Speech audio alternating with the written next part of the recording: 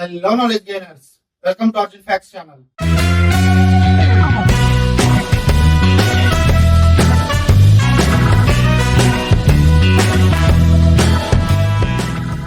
ఒక చిన్న పిల్లవాడు చిలీ దేశంలోని కొండల మధ్య కూర్చొని చిన్న చిన్న కాగితాల మీద కవితలు రాస్తూ ఉండేవాడు. అప్పటికి ఆ అబ్బాయి వయసు 10 ఏళ్ళు మాత్రమే. కానీ ఆ పిల్లవాడు రాసిన కవితలు ఒక రోజున లవర్స్ చెప్పుకునే ఓట్స్ అవుతాయని, నోబెల్ ప్రైజ్ విన్ అవుతాయని తెలియదు.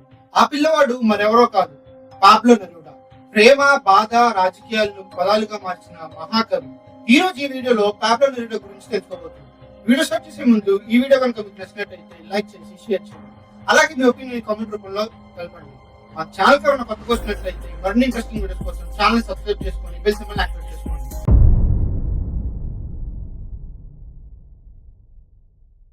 జూలై 12, 1904 చిలీ దేశంలోని పెరల్ అనే చిన్న ఊరిలో జన్మించాడు. అసలు పేరు రికార్డో ఎలియేజర్ నెఫ్తాలి రేయస్ బస్లాతో. అతని తండ్రి రైల్వే వర్కర్, తల్లి టీచర్. కానీ పాబ్లో నెరూడా జన్మించిన తర్వాత అతని తల్లి కొన్ని వారాలకి చనిపోయారు. పాబ్లో నెరూడా తెముకా అనే గ్రామంలో జన్మించారు. అడవి, ముగ్గులు, వర్షం, ఈ ప్రకృతి అందాలే తన జీవితం. నెరూడా తండ్రికి అతను రాసే కవితలంటే ఇష్టం ఉండేది కాదు. అందుకే రహస్యంగా రాస్తూ ఉండేవాడు. 13 ఏళ్లకే లోకల్ న్యూస్ పేపర్ లో తన ఫస్ట్ ఆర్టికల్ ని పబ్లిష్ చేశాడు. తండ్రికి తెలియకుండా ఉండేందుకు అతను పాబ్లో నెరూడా అనే పెన్ నేమ్ ని ఎంచుకున్నాడు.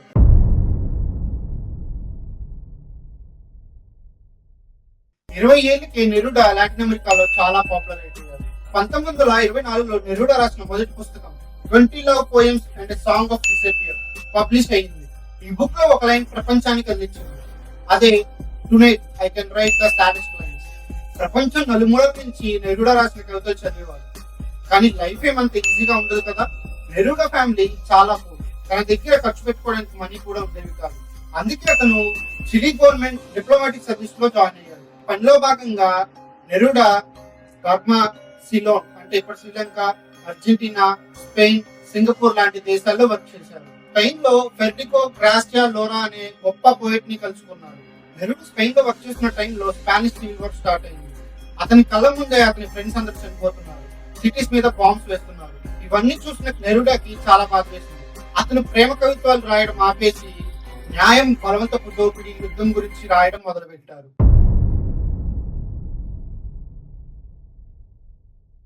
1940లో పాబ్లో నెరూడా చిలీకి తిరిగి వచ్చి కమ్యూనిస్ట్ పార్టీలో చేరారు. చాలా తక్కువ టైంలోనే సెనేటర్ అయ్యారు. అదే టైంలోనే చిలీ గవర్నమెంట్ కమ్యూనిస్ట్ మీద అగ్నెస్ట్ అయింది. ఈ విషయం పైన నెరూడా గవర్నమెంట్ ని ప్రశ్నించారు. ఈ కారణం వల్ల నెరూడా మీద కేసులు పెట్టి చిలీ దేశం వదిలి వెళ్ళిపోవాలని అనౌన్స్ చేశారు. 3 సంవత్సరాల పాటు నెరూడా అర్జెంటీనా, మెక్సికో, యూరోప్ లో ఉన్నారు. బయట దేశాల్లో ఉన్నప్పటికీ నెరూడా కవితలు రాయడం మాత్రం ఆపలేదు. అక్కడి నుంచే కాంటో జనరల్ అనే పోయిటిక్ హిస్టరీని రాశారు.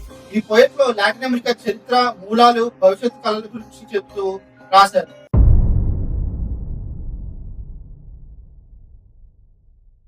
నెరూడా పర్సనల్ లైఫ్ లో కూడా చాలా ఎమోషన్స్ ఉన్నాయి. ఆయనకి 3 పెళ్లిళ్ళు అయ్యాయి. కానీ మనసుకు దగ్గరైంది మాత్రం ఒక్కరే. ఆమె మాల్తాది ఉర్తియా. ఈవిడ ఒక సింగర్.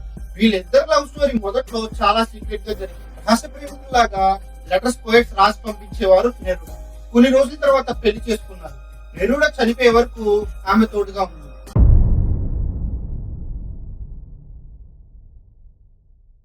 1971లో నెరూడా లిటరేచర్ లో నోబెల్ ప్రైజ్ గెలుచుకున్నారు.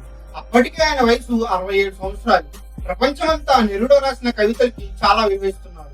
అంతా బాగుందనుకునే టైంకి నెరూడాకి క్యాన్సర్ వచ్చి హెల్త్ పాడు. 1973లో పిన్సోటా అనే ఒక మిలిటరీ గ్రూప్ చిలీ గవర్నమెంట్ కి అగెనిస్ట్ గా యుద్ధం చేయడం స్టార్ట్ చేసింది. ఇది చూసిన నెరూడా చాలా బాధపడ్డారు. కరెక్ట్ గా యుద్ధం స్టార్ట్ అయిన 12 రోజులకి నెరూడా చనిపోయారు. చిలీ దేశంలో కొంతమంది ప్రజలు చెప్తుంది ఏంటంటే నెరూడా హార్ట్ బ్రేక్ వల్ల చనిపోయారని అంటారు.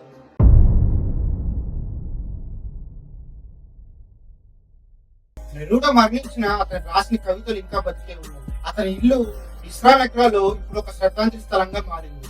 నెరూడా కవితలు 40కి పైగా భాషల్లో ట్రాన్స్లేట్ అయ్యాయి. ప్రపంచ వ్యాప్తంగా ప్రేమికులు, కళాకారులు, ఉద్యమకారులు నెరూడా రాసిన కవితలతో వాళ్ళ భావాలు చెప్తూ ఉంటారు.